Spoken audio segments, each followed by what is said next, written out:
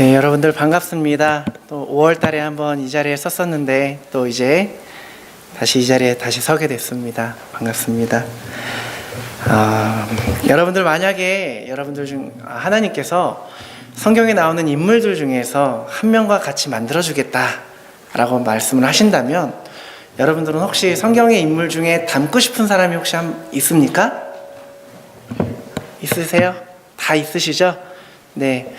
다 여쭤보고 싶지만 시간 관계상 여쭤보지 못하겠고요. 네, 금상 형제님이 저번에 씩씩하 가서 보니까 데이빗이라는 영어 이름을 쓰더라고요. 다윗과 같아지기를 원하셔서 그런 거죠.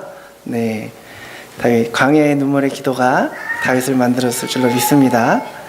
네, 우리가 교회를 다니시는 분들이 이제 소망을 갖고 이름을 지어라 이러면 그 중에 하나가 또 이제 여자 이름이 꼭 빠지지 않고 나오는 이름이 있어요. 누구? 한나. 한나라는 이름 한 번씩은 들어보셨죠? 네. 저는 처음에 이름을 짓는데 왜 이름을 한나로 지을까 참 이해가 안 되더라고요. 자기 딸이 아이를 못 낳기를 원하나? 아니면 대적에게 당하기를 원하나? 이해가 잘 안 됐어요. 근데 성경을 읽고 신앙이 자라고 성경을 알아가면서 이 한나가 이해가 되기 시작하더라고요. 왜 성경이 사사기의 타락에서 사무엘로 넘어가서 시작이 될 때 한나라는 사람을 먼저 기록을 했는지를 이해가 되기가 시작하더라고요. 오늘 이 사무엘상을 보니까 한나가 한 일을 보면 저도 할 수 있을 것 같은 거예요. 성경의 인물처럼 누구를 다 대입을 해봤을 때 한나 좀 만만하더라고요. 방금 저희가 이제 성경의 인물 중에서 닮고 싶은 사람을 한 명씩 생각해 봤잖아요. 아브라함 있으신가요? 아브라함, 믿음의 조상. 참 멋있죠? 근데 내 아들에게 칼을 들이대야 되니까 잠깐 치워놓습니다. 또 요셉, 국무총리. 멋있잖아요. 그렇지만 배신당하고 팔려가야 돼요. 힘들죠? 더 옆으로 치워놔요. 다니엘, 흠이 없고 용모가 아름다우며 모든 지혜를 통찰한 유학파죠. 바벨론의 총리. 근데 사자굴에 들어가야 되고 풀무불에도 들어갔다 나와야 돼요. 목숨을 걸어야 되니까 조금 더 멀리 놔요. 그러다가 성경을 보다가 이렇게 살라고 하면은 살 수 있겠구나 라고 생각했던 그나마 좀 성경의 인물들 중에서 만만했던 사람 2명이 있었어요. 그 중에 한 명이 룻입니다. 왜냐하면 룻을 보니까 저도 할 수 있을 것 같은 거예요. 대단한 일 아닙니다. 믿음 따라와서 시어머니 공양하다가 애 낳고 그리고 죽었잖아요. 남자로 치자면 결혼하고 일하고 살다가 애 낳고 죽었단 말이에요.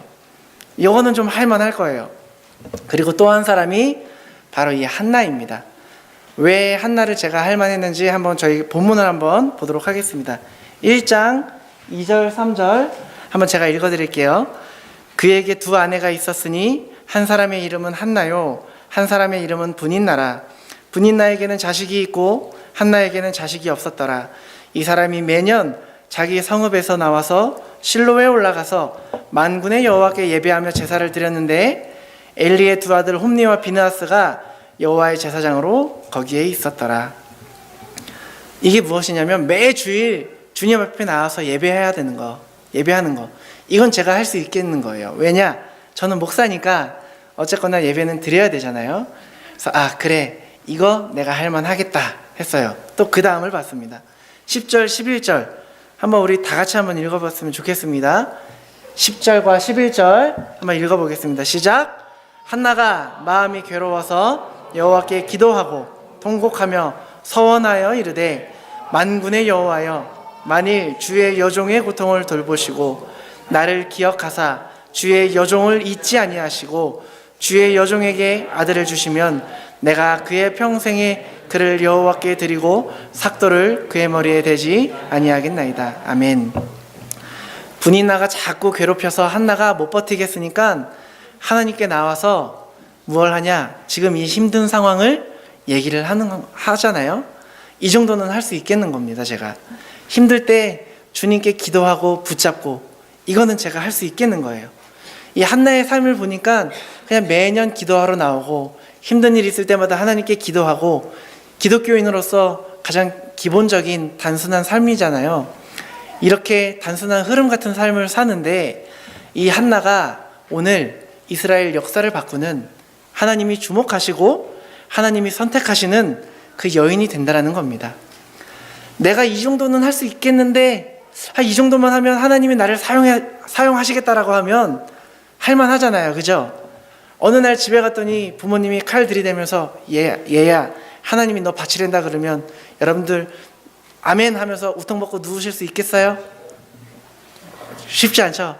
형이 어느 날 갑자기 막 묶어놓고 인신매매해서 외국으로 팔아 넘겼는데 억울하게 또 옥살이까지 해요. 감옥 가도 원망 안 하고 사실 수 있겠습니까? 쉽지 않으시잖아요.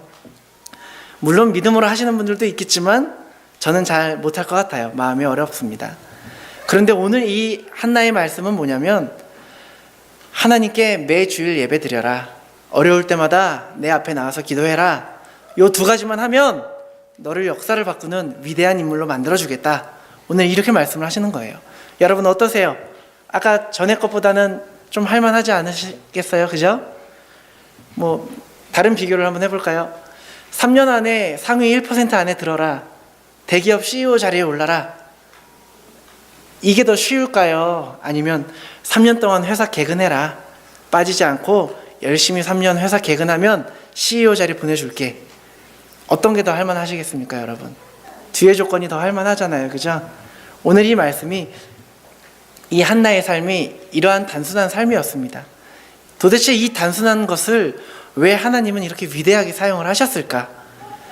저는 한나가 참 단순한 삶을 살았다고 봤거든요. 이런 단순한 삶 속에서 하나님은 도대체 무엇을 보셨길래 하나님의 사람으로 사용을 하셨을까? 오늘 우리가 이렇게 같이 모여서 예배를 드리고 있는데, 어떤 분은 지금 이 순간에 하나님이 만지시고 또 하나님의 사람으로 바뀌는 역사적인 과정에 계시는 분이 계실 수도 있고, 또 어떤 분은 같이 예배를 드리면서도 그냥 이 시간을 흘려버리는 그런 사람이 될 수도 있습니다. 한 시대에 같이 살아가고 있고, 한나와 분이나처럼 한 분을 섬기면서 예배를 하러 올라오는데, 어떤 한 사람은 하나님 앞에 들어가게 되고, 어떤 한 사람은 그 하나님 앞에 들어가는 그 사람을 격분시키는, 인간적으로밖에 살 수 없는 그러한 삶에 불과한 겁니다.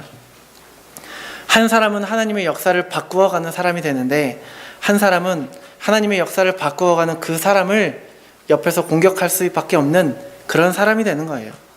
같은 시대를 살아가는데 말이죠. 제가 이걸 보면서 어떻게 기도를 했겠습니까? 하나님 앞에. 하나님, 똑같이 주님 앞에 나옵니다. 똑같이 신앙생활합니다. 똑같이 예배합니다. 그런데 내 예배, 내 신앙생활, 하나님 앞에 나아오는 것, 가치 없는 것이 아니라 하나님께서 주목하시는 한나와 같은 사람이 되었으면 좋겠습니다. 이런 기도가 나오더라고요.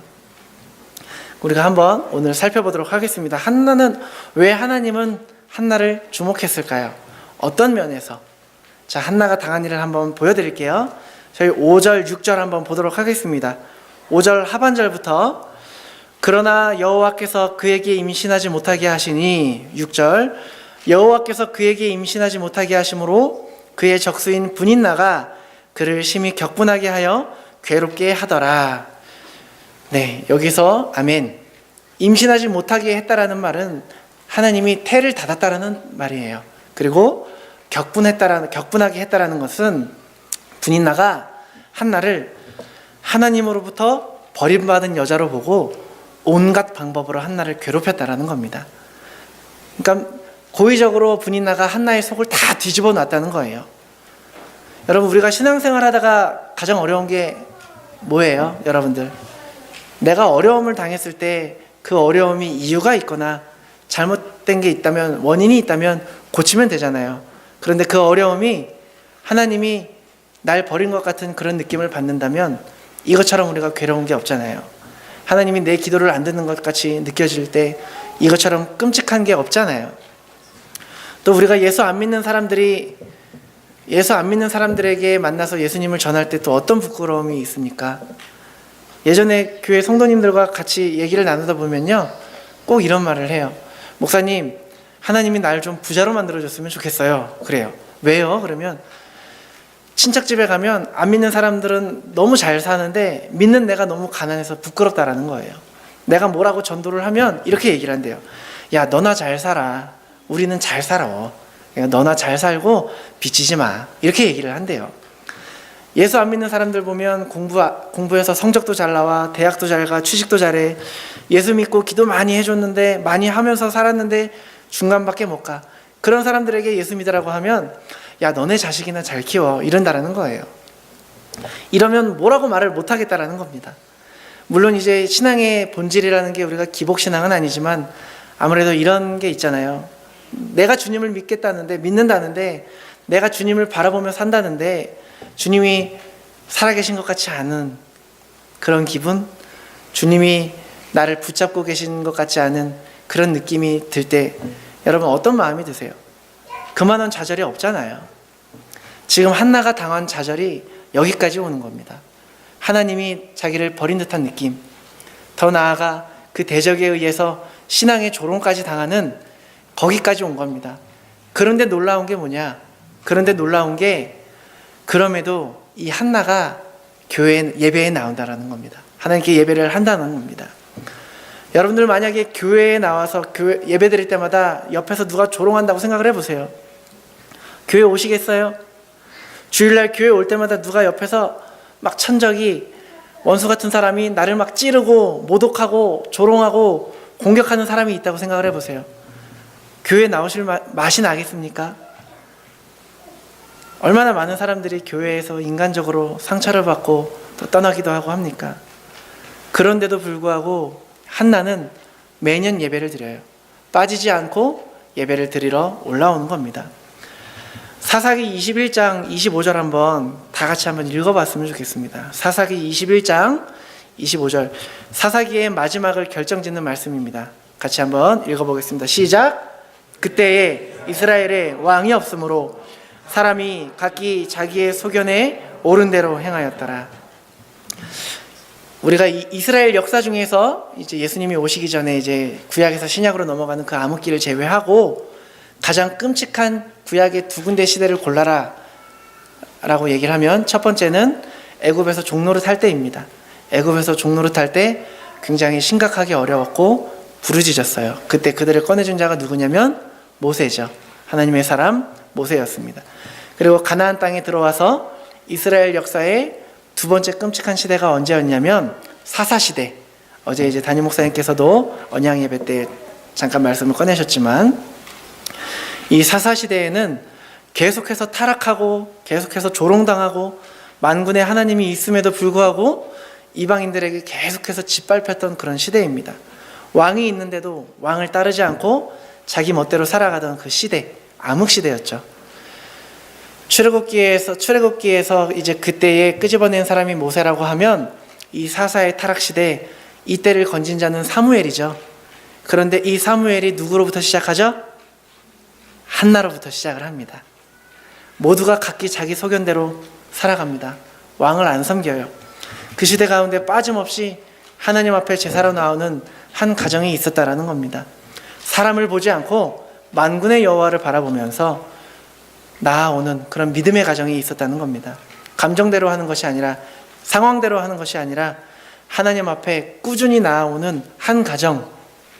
오늘 본문에서 강조하는 1장 3절, 이 사람이 매년 올라오더라. 사무엘상 1장 1절을 보니까요, 이렇게 시작을 합니다. 제가 한번 읽어드릴게요.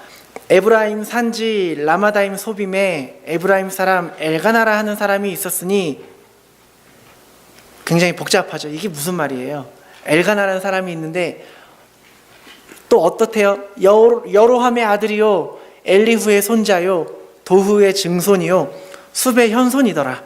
설명이 엄청 길죠. 하나님이 왜 이렇게 설명했을까요? 하나님이 지금 이 사람에 대해서 얘기하고 싶어 하는 거예요. 왜냐? 모두가 하나님을 믿지 않고 예배하지 않던 이 시대에 매년 하나님 앞에 예배하러 올라오는 한 가정이 있는데 어떤 사람인지 보라고 설명을 하는 겁니다. 모든 사람이 다 자기가 왕이 되던 이 시대에 여호와를 왕으로 섬기는 이 사람을 보라는 겁니다. 이 사람을 보라고 이렇게 잘 설명을 하고 있는 겁니다.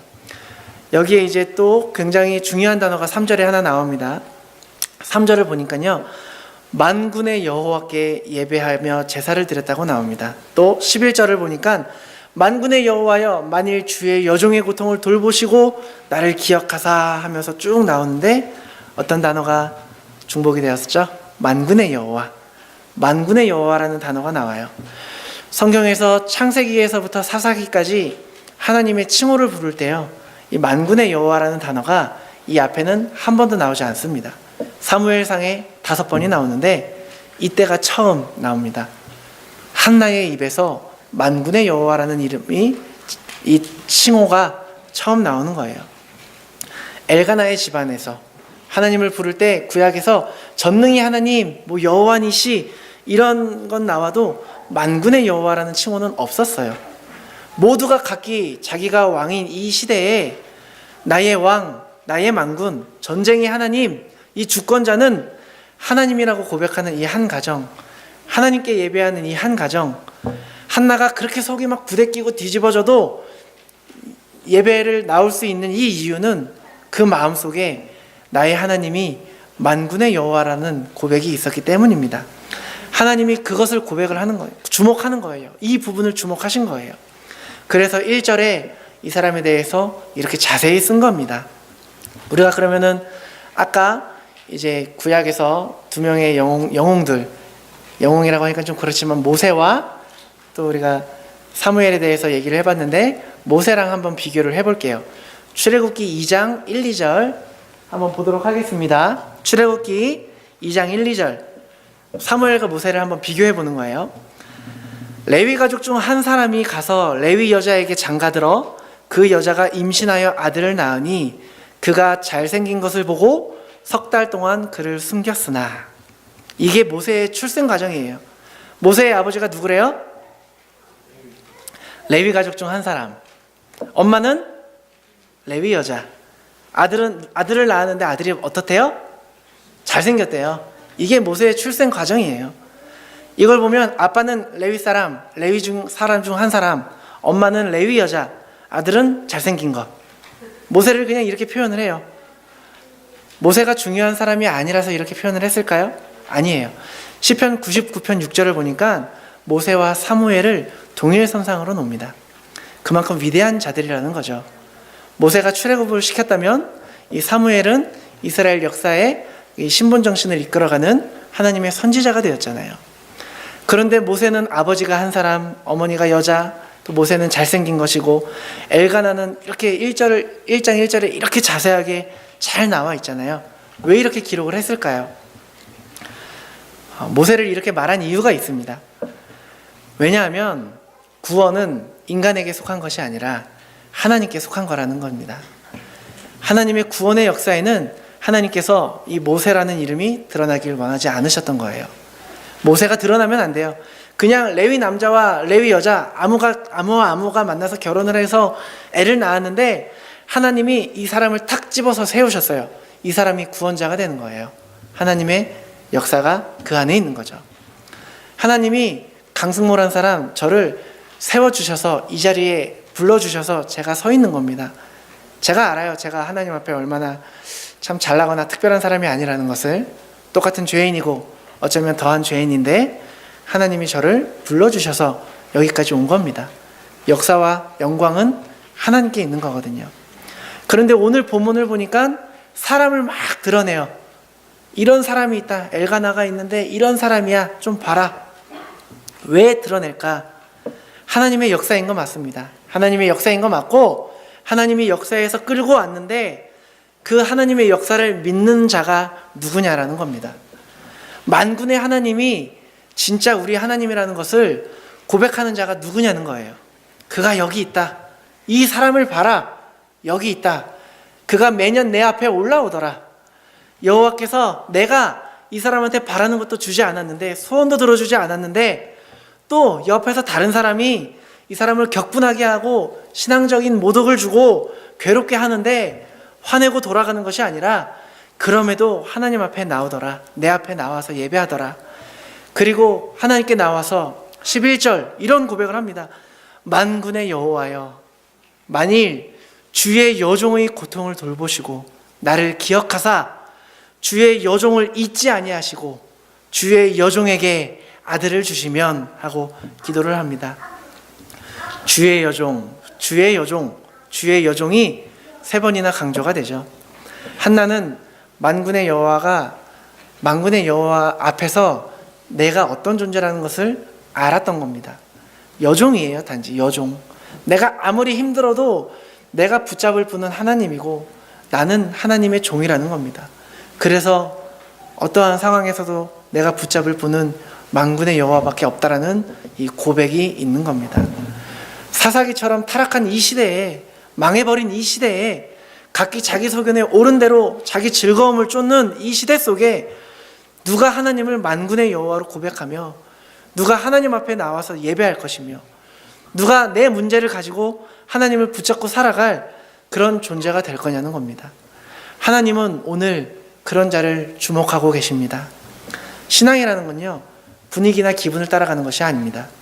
하나님은 재능 있고 능력 있고 똑똑한 사람을 사용하는 것이 아니라 하나님을 인정하고 고백하며 그 앞에 예배하는 자를 귀하게 여기십니다.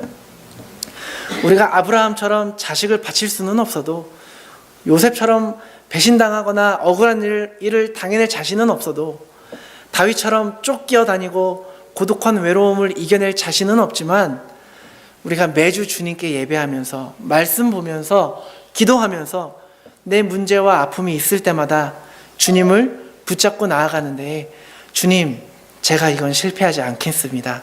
이건 할 수 있겠는 거예요. 주님이 이 땅에 찾는 자가 누군지 아십니까? 기독교가 막 타락했다고 합니다. 기독교가 무너졌다고 해요. 욕을 먹는데요.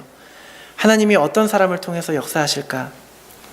만군의 여호와를 고백하고 하나님 앞에 부르짖고 나아오는 그 한 사람 한 사람부터 하나님께서는 역사하시는 겁니다. 여러분, 믿음으로 돌아오시기 바랍니다. 하나님께 돌아오시기 바랍니다. 주일날 예배로 돌아오셔야 되고 말씀으로 돌아오셔야 됩니다. 문제가 있을 때마다 하나님께 묻고 기도하면서 우리의 문제와 삶이 아무리 어려워도 주님을 붙잡는 믿음의 삶이 우리가 회복되어야 할 줄로 믿습니다. 소망이 없다고 합니다. 저는 이 한나를 통해서 소망을 갖기 시작했습니다. 사사시대처럼 각기 우리가 우리 뜻대로 살아가면서 막 소망이 없다 할지라도 우리가 만군의 여호와를 고백하고 주님 앞에 기도하며 주님 앞에 예배하며 주님 앞으로 나아가는 한 주님은 우리를 버리지 않고 주목하시고 사용하실 것입니다. 새해가 밝았습니다. 또 감사하게도 또 우리가 새해의 첫날을 예배로 하나님께 드리고 시작을 합니다. 각기 자기 소견대로 살아가는 이 시대에 만군의 하나님을 고백하시고 신앙을 지키셔서 우리의 모든 상황 너머에 계신 하나님을 체험하시며 살아가시는 복된 한 해를 살아가시는 저와 여러분이 되시기를 주님의 이름으로 축복합니다. 우리 이 시간에 잠깐 기도했으면 좋겠습니다. 같이 기도하실 때에 하나님, 이 시대에 수많은 사람들이 살아갑니다. 하나님의 역사를 세우며 나아가는 사람들을 공격하고 방해하는 자가 되지 않게 하시고 함께 하나님의 역사를 바꾸어 나아가는 나와 우리 가정, 우리 교회 되게 하옵소서. 하나님을 우리의 주인으로 섬기며 살아가게 하옵소서. 우리 시간에 함께 기도하겠습니다. 사랑의 하나님, 함께하여 주시옵소서. 주님, 사사시대처럼 타락한 이 시대에 내가 맞다고 자기 소견대로 살아가는 이 시대에 내가 주님을